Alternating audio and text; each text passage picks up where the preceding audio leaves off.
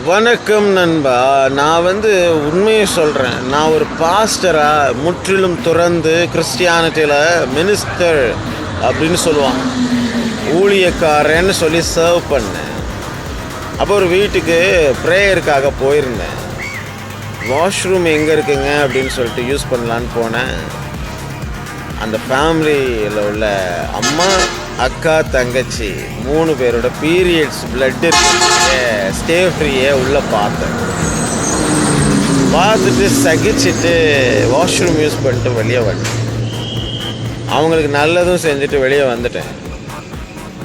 அவங்களுக்கு நல்லது நான் செஞ்சேன், எனக்கு திருப்பி ஒன்றும் கிடைக்கல.